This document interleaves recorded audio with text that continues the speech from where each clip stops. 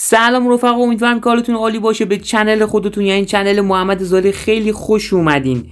میخوام تو این ویدیو بهتون مینی اپ داگز رو معرفی کنم که قرار نیست کار خاصی بکنیم ولی داشته باشین، چون قراره به زودی لیست بشه و امکان داره که عدد خوبی هم بتونین از این مینی اپ به دست بیارین. سال 2010 یه عکس منتشر کرد آقای پالدوروف که یه تابلوی دستش بود که عکس داگز روش بود و الان تو سال 2024 هستیم که یه مینی اپ اومده به اسم داگز و تونسته تیک آبی تلگرام هم بگیره. یعنی بعد از چند روز که این مینی اپ معرفی شد تیک آبیشو گرفت و جالبه بدونین که بعد از معرفی این مینی اپ 20 میلیون کاربر تونست جذب بکنه که یه عدد واقعا بزرگیه.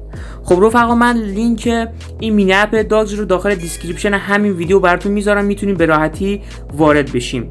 خب ما به دو روش میتونیم توکن این داگز رو دریافت کنیم. روش اول اینه که اگر من بالا کلیک کنم میبینید که یه عدد 8 نوشته. من 8 سال داخل تلگرام بودم. اگر شما حدودا 8 سال 7 سال باشین حدودا 7000 یا 8000 توکن داگز رو بهتون میده. یه دونه دیگه اکانت داشتم که اون 10 سال بود و اون حدود 9000 تا 10000 تا توکن داگز رو به من داد. پس یک روش برای دریافت داگز اینه که شما چند سال داخل تلگرام بوده باشین و این نکته مهمم بهتون بگم که حتما باید نام کاربری داشته باشه اکانت تلگرامتون. اگر نداره فقط کافیه که اون سه خط بالا کلیک کنین، بریم وارد تنظیمات تلگرامتون بشین و نام کاربری برای خودتون انتخاب کنین. بعد اون به راحتی میتونین وارد بشین و اگر نام کاربری نداشته باشین روی لینک داگز بزنین بالا نمیاد و نمیتونین استفاده کنین. خب بریم برای ادامه.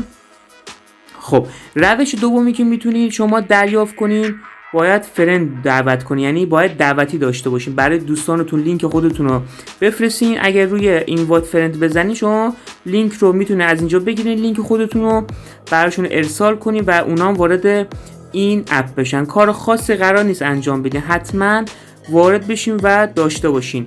و نکته مهم، هر چند تا سیم کارت دارین که روش تلگرام نصب، از قدیم یا تازه فرقی نداره، لینک خودتون رو براشون ارسال کنین، یعنی برای اون اکانت خودتون ارسال کنین و ببینین که چند سال داخل همین مینی اپ میتونین شما دریافت بکنین این توکن داگز رو. حالا هر چند تا که دریافت کردین بذارین بمونه. خب و توی آپدیت جدیدش هم که کانکت تو والت هستش و ما میتونیم که این رو به کیف پول دیجیتالی خودمون وصلش کنیم که حتما باید شما این کار رو انجام بدین. خب ما روی کانکت والت اگر کلیک کنیم اینجا کیف پولای مختلفی به ما نمایش میده که ما از همه معروفتر رو انتخاب میکنیم و اون چیزی نیست جز تونکیبر اولیه. تونکیبر هم اگر نداریم میتونید داخل گوگل سرچ کنین یا داخل همون گوگل پلی خودتون سرچش کنین و دانلود کنین. بعد از دانلود یه رمزی داره، اون رمز رو میزنین، یه رمزی انتخاب میکنین، بعد اون بهتون یه کد 24 رقمی میده که اون کد 24 رقمی رو حتما اسکرین شات بگیرین و یه جایی اونو سیو نگه دارین. خب ما روی تونکیپر کلیک میکنیم. فقط یادتون باشه روی والت تلگرام نزنیم، ما تحریم هستیم، متاسفانه نمیتونیم از کیف پول خود تلگرام استفاده کنیم. و جالب اینه که اینم بهتون بگم که این توکن داگز روی بلاکچین تون قراره اجرا بشه و بلاکچین تون برای خود تلگرام هستش. خب روی ما تونکیپر کلیک میکنیم، چند لحظه صبر میکنیم